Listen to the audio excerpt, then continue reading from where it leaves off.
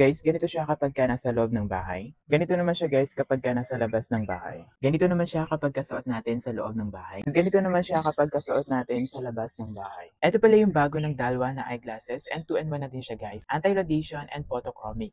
So pwede natin siyang gamitin sa loob ng bahay lalo na kapag gumagamit tayo ng cellphone, tablet, computer, PC ng longer time para ma-protect yung eyes natin mula sa mga radiation. And pwede rin natin siyang gamitin sa labas para maprotektahan yung ating mata sa mga radiation na galing sa araw. Grabe guys, ang ganda ng salamin na to.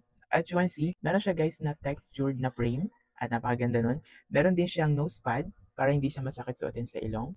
At napakagaan lang niya suotin guys. Ang isa pa sa maganda rito sa salamin na to ng Dalwa is flexible siya kaya pwede siyang gamitin kahit gaano kalaki ang ulo mo. Naka-art design na din to guys para anti-slip, hindi siya basta-basta mahuhulog. At napaka-flexible din ito guys, kaya hindi siya madaling masisira. So kung lagi ka rin exposed sa radiation mula sa mga gadgets mo o di kaya sa araw, at ayaw mong mabilis na lumabo ang mata mo, you need to wear this. If you need one, check out ka na rin na sa'yo.